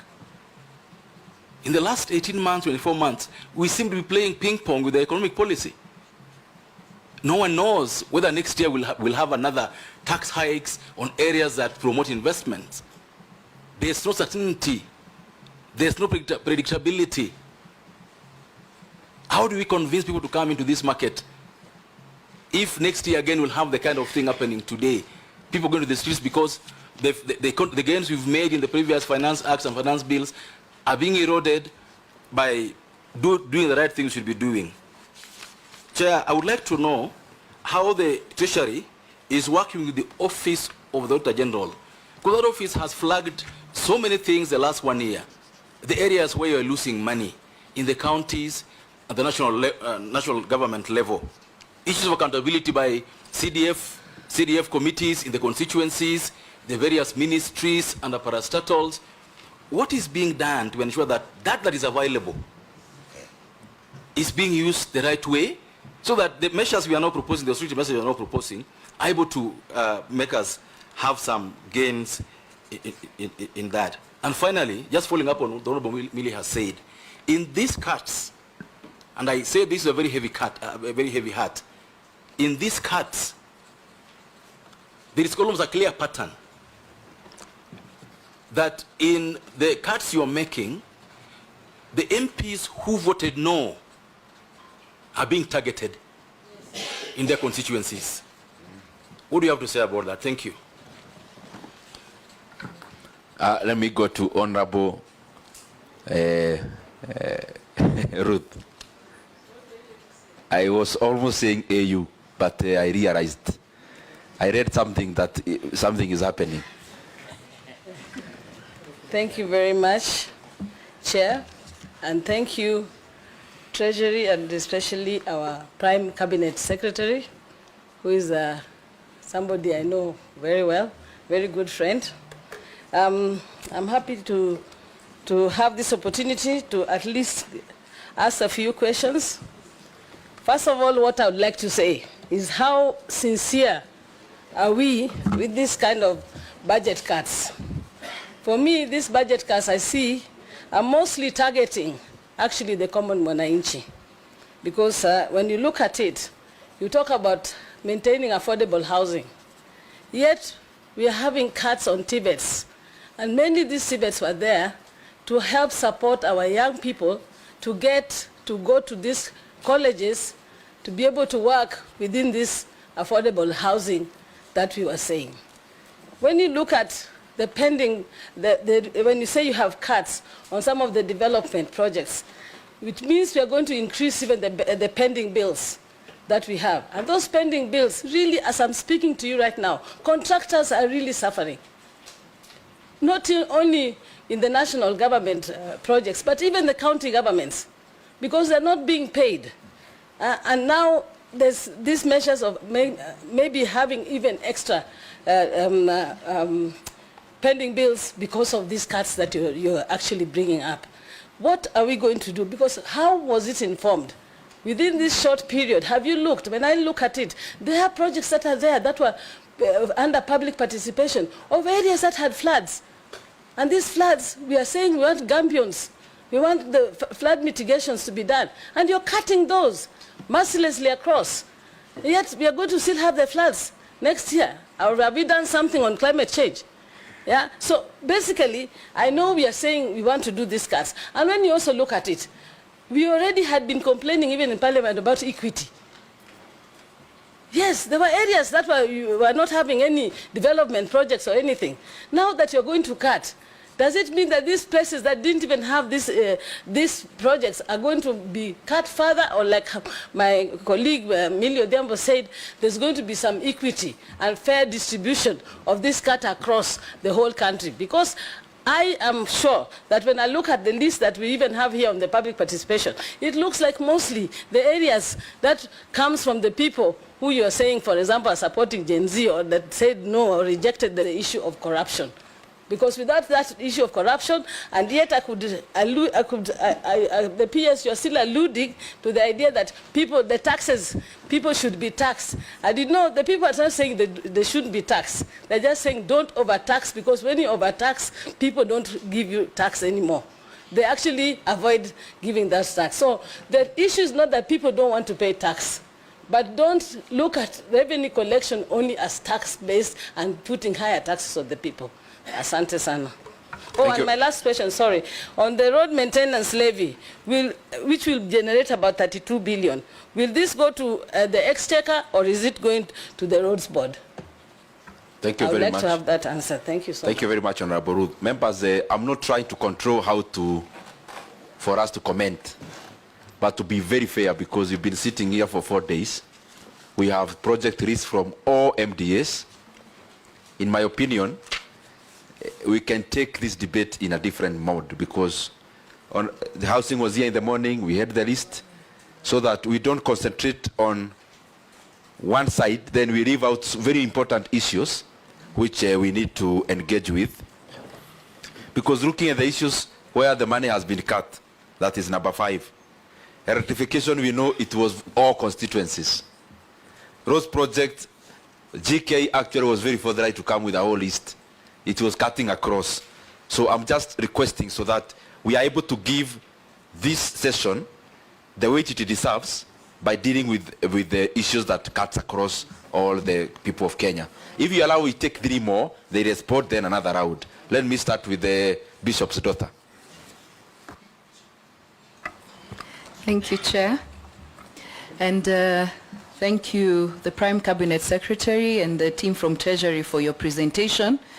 And I'm also happy that you're before this committee, not just as the acting CS Treasury, but also as the one who is charged with the responsibility of coordination and supervision of government and the state departments. Because it will be very important, after we pass this supplementary budget, to actually follow up as the supervisor of the ministries, whether they are doing the right thing. My question is this. My colleagues have talked about corruption, but I want to go further and say the Auditor General is doing a very good job under the circumstances as an office. Every quarter or every year, we have audit reports of how different government entities are spending their monies. I want to ask whether, as a government, we are taking keen interest on the audit reports, or there are just other reports, and what actions are being done. Because as we talk about budget cuts, we have to talk about corruption and wastage as one of the things that has brought us to where we are. So I wanted to ask about the audit reports, or they're just reports, both from the counties, parliament, judiciary, all the way to the executive. The second thing that I wanted to raise is the issue of recurrent. it is good that you have stated how much money is being rationalized in the recurrent budget. We did for Parliament this morning under PAC, Judiciary has done, and there is always a perception that there is a lot more at the executive in terms of recurrent. The beautiful flowers we see, the teas, they could be minimal, but it counts for something. The travel in these parastatals all over, people traveling for an essential. There are meetings which are essential, where the country position maybe has to go and be represented. But just travel, even as members of Parliament, we've ceded ground and we've said it's something that should be considered. So at the executive level, has that been really taken care of at the recurrent? And lastly, as you do your supervision, Kenyans are so keen. Please do not commit anything here in front of us and in front of Kenyans. And then, chini ya maji, people are still traveling, people are still doing the same things you have committed here, that it won't happen. They will be so keen to follow up to see that it is actually happening in those ministries and departments.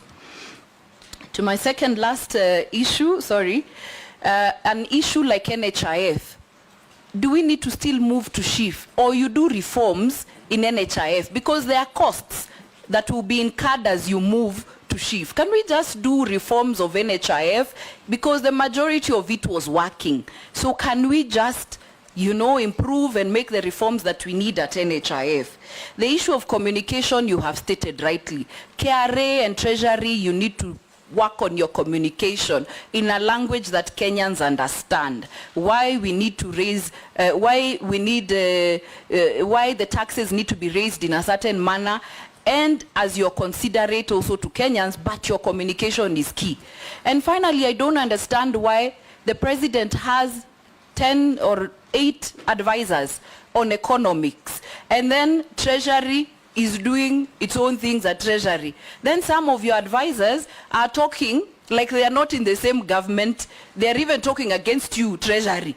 And you're wondering, are you working together? Are you, there could be a challenge and a problem between the advisors and Treasury, because I thought the main key person to advise the president on issues to do with economics is the cabinet secretary responsible with Treasury. Now you have some people who sit in air-conditioned offices who don't understand what Kenyans are going through, and then they're just talking in cross-purpose communication. And maybe that is where the big challenge in terms of Treasury and even the president, the issue is going. So as I conclude on the taxes also, you said Kenyans are resilient. Kenyans are resilient. They can even be looking for ways to circumvent paying taxes. That you think we are resilient, but the more you continue taxing us, and that is why the raising of taxes is not commensurate to how much we are getting, because Kenyans are just looking for ways of surviving under the tough circumstances. So we need to get a way to communicate and convince them why they should pay taxes and why they get value for the money of it. And as you tell us about the debts and everything, I think that should be public information. Audit your debts, tell us where we are, so that we understand and we move together. Don't just be telling us every other time we have loans to pay. Kenyans are asking which loans, what were they for, did we get value for money, and how much are we paying? Do for us simple, and we will understand and work with you. Honorable Mashako. Thank you, Chair. I like first to commend the National Treasury and the PCS for a good presentation. Chair, I have about 2 or 3 questions. One is, we know we have a very good tax policy that I think was launched last year. I just wanted to know from Treasury how that tax policy is influencing or is guiding the decisions to either tax Kenyans more or reduce the burden of taxation, or how is it informing even the finance bill that we had just recently? Why I say that, Chair? When Chair Finance and Economic Planning Kimani Kuria came before this committee, he indicated that he wanted some budget under Treasury and KRA that will allow a study be done to show now the sensitivity of either higher taxes on revenue collection. And I would really want to know whether this has been done in the past, or it is time that Treasury is waking up to realizing that more taxation does not necessarily mean additional revenue to the country. Because if that is the case, then we want to see that future finance bills or future any attempt to tax Kenyans more may lead to a justification around a study that has been conducted, so that we are sure any additional tax burden will generate additional revenue. Because we know for a fact that last year, fuel levy, when we introduced taxes on fuel, we didn't raise enough revenue as anticipated. Tied to that, Chair, is that we have raised fuel levy from 18 to 25. And I just wanted to know, and a colleague of mine mentioned this, do we have a framework? Which laws are we going to use so that then the money that we raise under a road maintenance levy fund would be used to fund our budget? Because there's an indication that that money that will be raised will help reduce will help fund the budget that we have today. Second, Chair, most of the departmental committees that have come before us have indicated that the departments and ministries they oversight are complaining that you have cut, not that they're complaining that you have cut their budgets, but they're complaining that you've cut so much, including employees, salaries and benefits, PE, personal emoluments. So I just wanted to hear from Treasury, when you cut across, are there departments that you feel you need to reinstate their PEs? I want to give you two examples. One is Kenya Film Board, that you've cut 55% of their, their personnel emoluments. Go to CDA, Coast Development Authority. You've equally cut, 122 million shillings. That they're indicating that that part of that, 65 million of that, is purely salaries and allowances. Then, allow me to say this, Chair, as a last comment, that as we look at auditing loans, public debt, I think it's important as a country, we also include auditing budgets, including this year's budget, to understand how balanced we are trying to cover the country. By balance, I mean how skewed our budgets are. Because we look at the documents that have been presented before this budget committee, including projects that we see being done. You go to a county, you have 4 or 5 roads, yes, that are ongoing. You go to another county, no road, or only one. So I'm thinking of a situation whereby Treasury and maybe the government should institute a full audit of our budgets, maybe going back 5 years, to see where have you marginalized this country even more, where have you sent more money for, where have you, where has been the bias. So then as you move forward, we start a new Kenya that every part of this country benefits from these 3 and 4 trillion budgets. Thank you, Chair. Members, let's please give the National Treasury some time to respond, then we take the last round. Karibu sana, Your Excellency. Thank you, Mr. Chairman.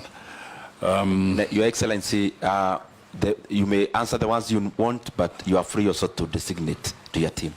Yes, I'm sure they were listening very clearly, and I will go by your advice.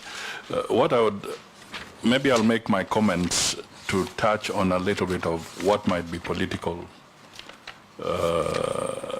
concerns.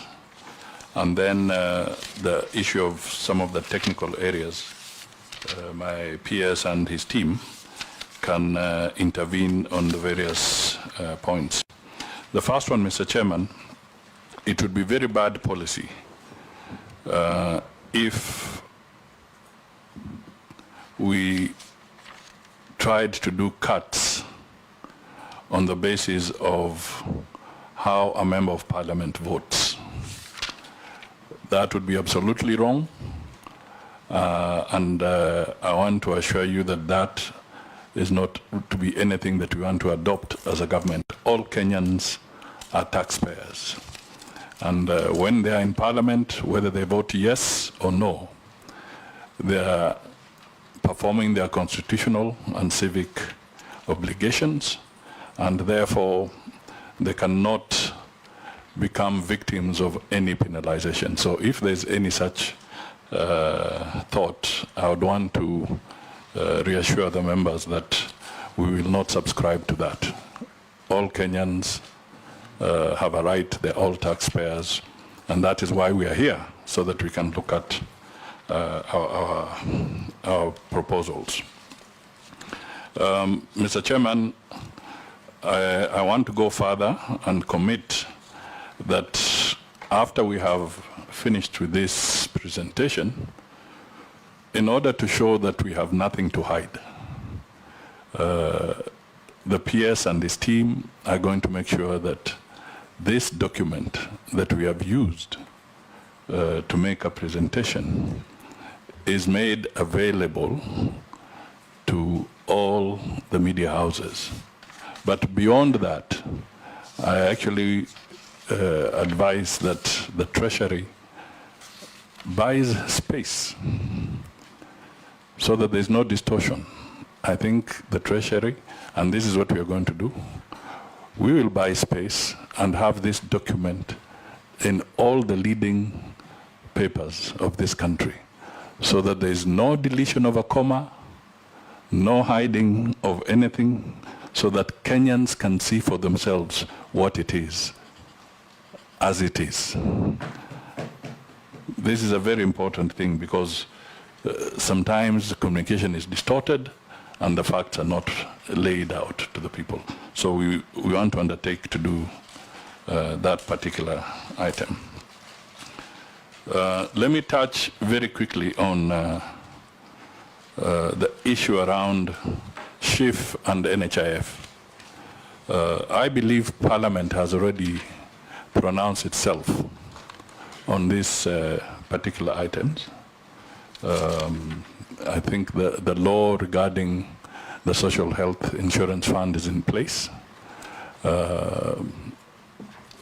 And the one on NHIF was repealed. Mr. Chairman, am I right? Yes.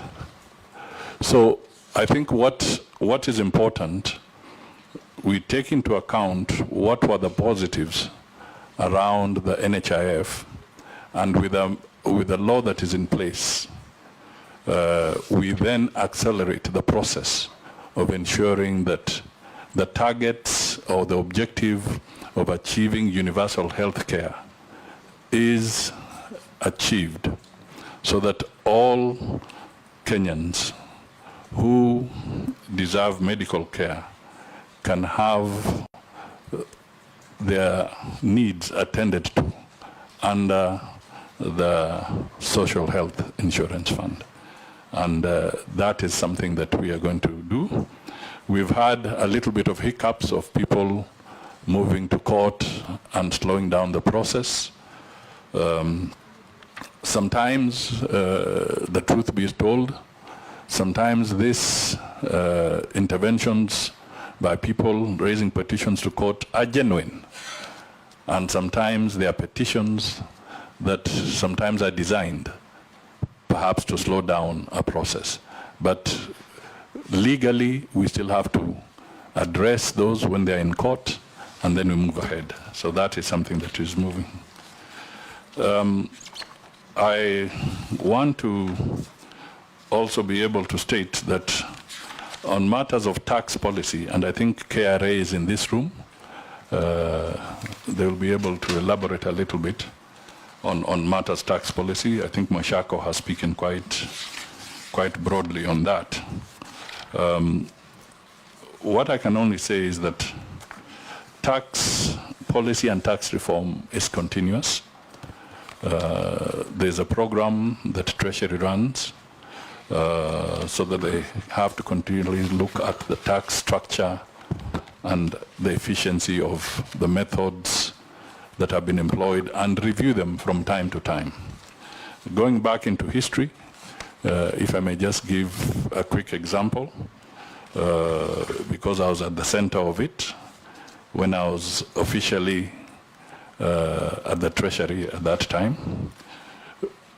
we moved away from the income tax department, the customs department, and so forth, and created the KRA.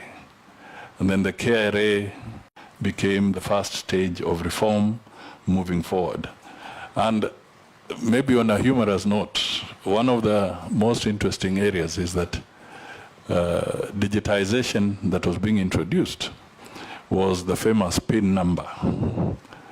And there was so much resistance from Kenyans on this PIN number. They called it the number of the devil. Even it was being preached in churches by very prominent bishops that this is the number of the devil, that you're going to be identified by the number. But this was a strategy maybe conceived by people who want to evade tax to try and stop you in the tracks so that you cannot digitize and you cannot reform because the tax news will get closer to them. So even as we look at what we are going through in terms of tax policy, as we tighten the news, as efficiency, as digitization improves, you will find still there'll be elements who will want to resist, because where they were evading before, with digitization and modernization, you find that the door or the window is closing on some of them. So these are things that we would have to anticipate. I think the issue of the debts, I just want to say that there is a debt register actually at the Treasury, and I think you'll want to speak to it, which is public, and it gives details of who do we owe. It is there. I think what the members are looking at is the issue of creating the forensic audit around the debt profile, and to see whether we got value for money at the end of the day. That is a valid issue, but we have to do it procedurally, because it is important that, because constitutionally it's the Auditor General who can audit all government accounts. And therefore, if we want to have that forensic audit, it has to be channeled through the Office of the Auditor General. And if for some reason the Office of the Auditor General is unable to do it, maybe because of being overstretched, it is the Office of the Auditor General that can recommend the appointment of an audit firm to conduct such a forensic audit. That is how the procedure should be.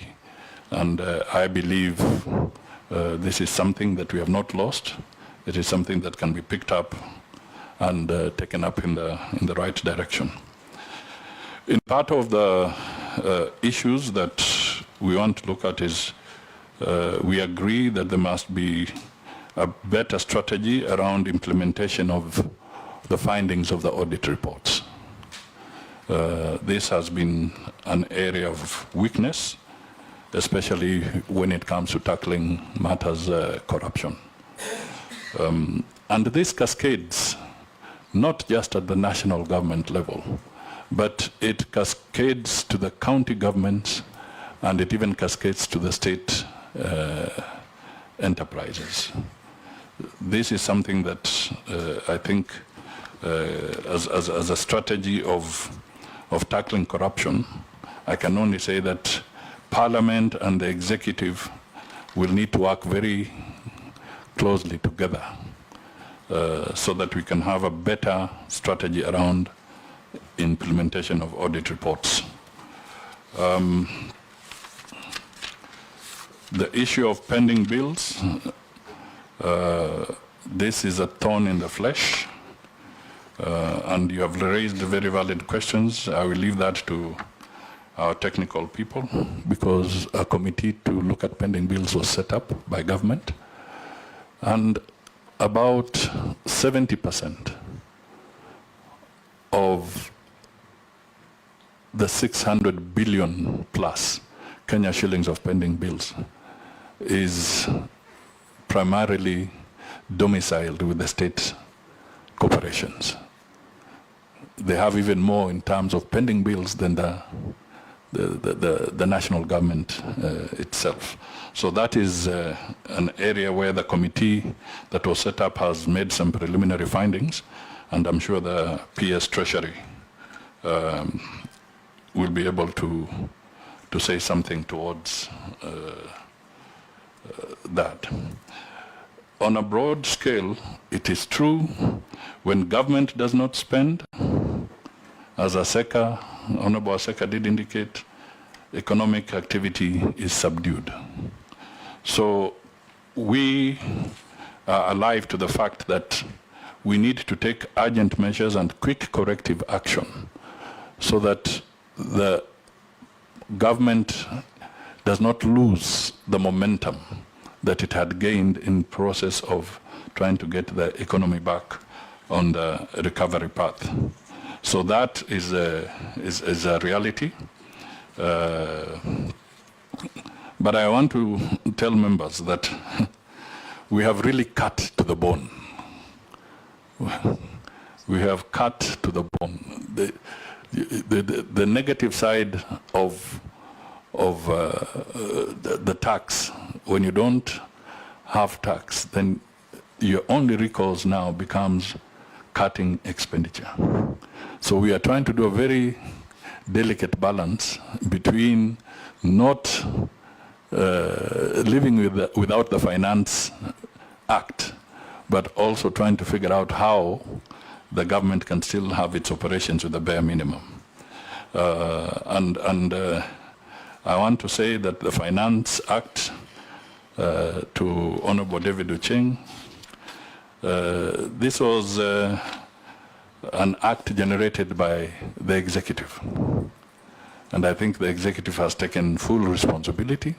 That is the government of Kenya.